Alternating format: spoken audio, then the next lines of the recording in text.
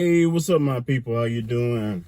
My name is Dalton, and this is my channel. Now, unless you've been living on the rock, what we're going to talk about is the government shutdown and some of the things such as how it affects SNAP. Okay, and kind of I'm going to give you my opinion on what you should do. And how it affects Social Security checks and things such as that. Now, before I start, I ask you to give my video a thumbs up. I ask you to subscribe.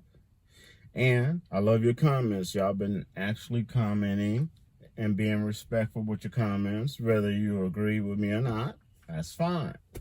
Okay, I do appreciate that. And also share this with others that you feel it may help. Okay, so yes, we all know, and I've been making little shorts videos about it, that we have a government shutdown. Yes, the United States government has shut down. Okay, and as I stated in the past, they usually at the last minute find a way to resolve it. At least temporary. Stop gaps and things such as that. Nevertheless, this whole situation is totally different. And the longest government shutdown, you want to make sure you understand this. I think it was in 2018. The longest government shutdown, and it was under Trump, I believe, was for 35 days. So that's over a month. And yes, it did affect how things, SNAP, Social Security, and all that other stuff, funding, federal funding. But hopefully this one won't last that long. Nevertheless, neither sides are budging. So you got to take care of yourself. Now, number one, the government shutdown. Well, how will it affect SNAP? You should get your SNAP without any problem for the month of that we're in, I believe, October. Okay. The problem is that if it's a long government shutdown, there may be some interference of you getting your SNAP for November. So basically, you can't think like you normally would, like you're going to get your SNAP or your Social Security check on time, like you normally do. Okay? You can't think that way. All right? You got to think like the squirrel. The squirrel gathers its nuts in the fall, puts it in a safe place, so it had plenty of food to eat in the winter. And you don't have to go to the stream, okay? But you really got to, this upcoming SNAP that you get, you really got to hunker down on buying extra dry goods and canned goods and canned meats if you eat meat. Okay, this is super important because in November, if your SNAP is interfered with, which means it won't come on time or something like that, you don't want to be sit there, with your pants down. Okay. You don't want to be caught with your pants down. You want to be prepared. So hypothetically, in my opinion, you have to have the mentality of, making sure you get plenty, especially if you got a family or you have a partner, even if it's just you yourself, get plenty of dry goods, pasta stuff like hamburger helper, something that can really make the food stretch. Go to places like Aldi's, Costco's, Sam's, okay? And I think that some of those places, if you need to get a membership, you can get like a temporary membership, okay? And that way, if you got to get stuff in bulk, and if you feel like you don't have enough room for stuff in bulk, make room. It's that simple. Make room. You know, because your delivery of SNAP in November, the longer we're at the shutdown, it looks like it might be a long fight. And I'll let you know why. And the delivery of your Social Security and other checks, you know, through welfare or through the government in November may be delayed or interfered with temporarily. Okay? So you got to keep that mindset. This is super important. Especially those on, you know, a certain type of income. Now, Social Security checks are not going to stop, okay? But they may be delayed, okay? The longer we have the shutdown, the more anything dealing with the federal government could be interfered with. So you have to keep that mindset and understand that. This is super important. I hope you share this with as many people as possible. The problem is, you know, what happened was the Democrats did not budge this time. And Trump really thought that they were going to cave and budge like they did last time. Now, what my opinion on it is that the Democrats should have did what they're doing now the first time. But, and this is a big, nice, juicy but, okay? Without a BBL.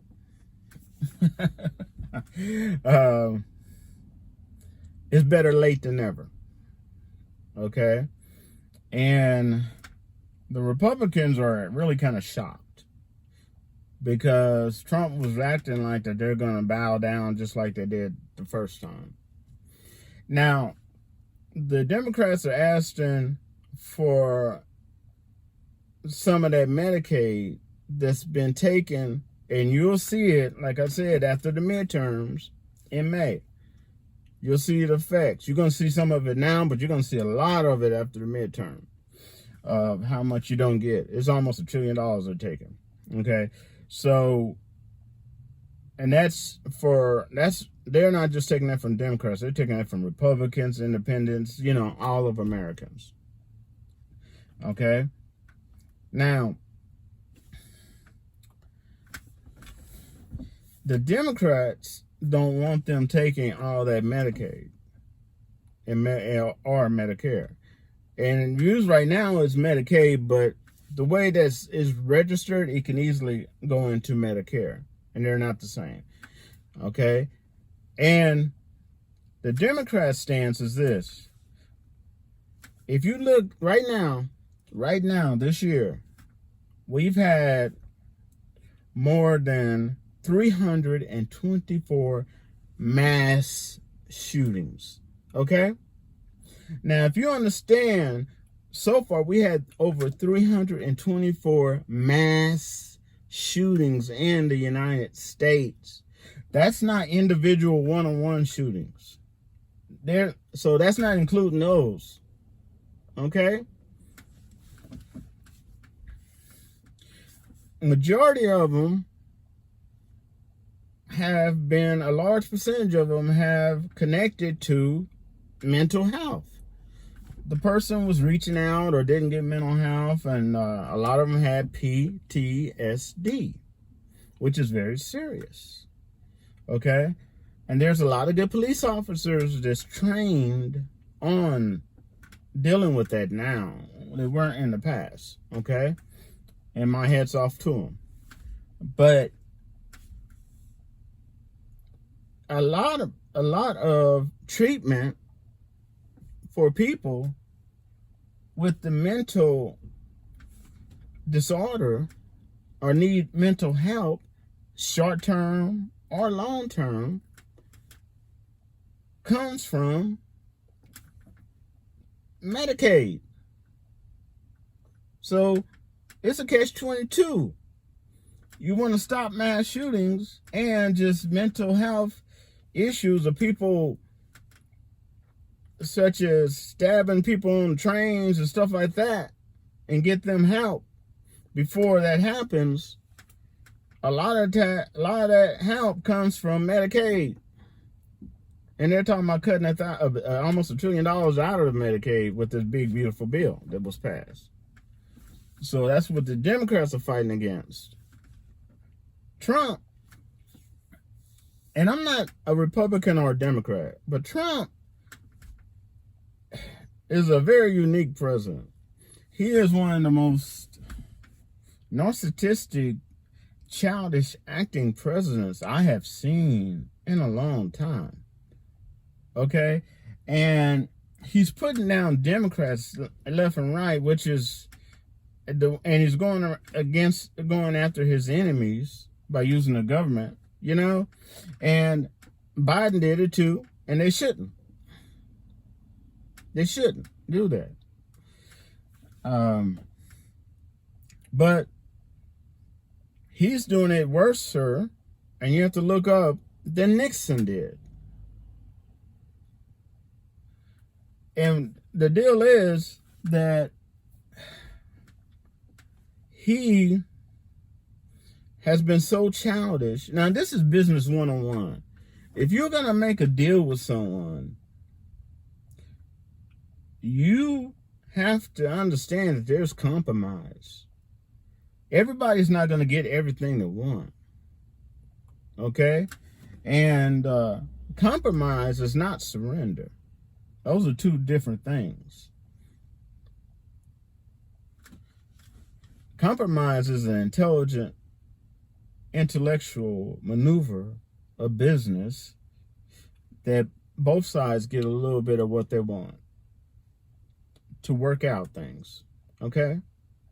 And Trump has a attitude of my way or the highway, almost like, and I hate to repeat this, like a dictator. And instead of reaching out, trying to work with the Democrats, he's not hiding that he's racist. And he's creating racist AIs against the very Democrats and the leaders of Democrats that he's supposed to be trying to work with for all of America. Okay? All of America. To keep the government open. But he's sending these little childish, racist AI videos. Okay? And each side is blaming each other. And partially right. It is partially each side's fault.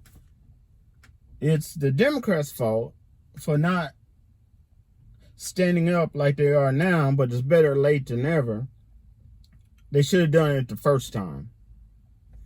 And then this wouldn't be happening right now. Okay? And it's Trump's fault because he's acting like a kid. He's acting like he's a fifth grade mentality. And the only people that's enjoying what he's doing is people of that childish mentality, mainly in the MAGA groups. Okay? And you don't, even in war times, you don't completely hurt people you consider enemy, because in the future, they may be your allies. You look at Reagan, for instance. Okay? Most people don't understand. Reagan started off as a Democrat and then became a Republican. Look it up. So that's saying that a lot of the Democrats now could become Republicans later. So why are you blaming everything on them and being childish instead of working for all American people? But then again, he feels extremely entitled. He's narcissistic, but a lot of presidents have a little bit of that narcissism, but he's extreme narcissistic. Okay? And average American is tired of the BS. Okay? They want things to get back to normal. And what is he doing? He's sending the very people that he has to negotiate with. He's not even holding back these races. He's making racist AIs against them. Okay, he's not even holding back. So now we have the military and all these other people, TSA and stuff, have to work without pay. Okay? That's insane. They have families and they're not getting paid. And you got to ask yourself, are you going to work without pay? Even if you retire, would you have worked without pay? Most of y'all going to say no. So hopefully they resolve this problem that they have. But this is, like I said, this is different because of the president and his mentality and how he's acting. And the very people he's supposed to negotiate and work with. And this is business 101. He's supposed to be a businessman. This is business 101. Business 101, you don't try to put down and make racist remarks against the very people you got to work with. Okay? And usually this hurts who's ever in power. So right now, the Republicans are in power because they control the House. People know that. They control the Senate. And the president's Republican. And then they shut down the government because they don't want to work things out. And he's so arrogant and rude that even when they went to talk with him, the leaders of the Democrats went to talk to him, he put on his desk, okay, Trump 2028. He'll be 83 years old. You think about that. Are you serious? Anyway, I know it's a long video, but that's what's going on. I hope it helps you. You know, I welcome your comments. But like I said, be respectful or I'm going to delete them. Okay? And, because I like to see both sides of how everybody feels. And if you can't be respectful and so that other people can read your comments and articulate, you might even change their minds on certain things. Okay? But I guess I'll wrap to y'all later. And this is my video. I know you're seeing tons of them all over the internet right now. But this is mine of the government shutdown, how it's going to affect SNAP, what I think you should do, how it affects your Social Security. Okay? And the central parts of the government are not going to be shutting down. Matter of fact, it's not going to affect the mail. So the mail will still run. Okay? So I know this is a long video, but it's super important. And I believe that you wanted to know. And I did my research. So, all right. And I'll wrap till later. Peace. Stay safe out there.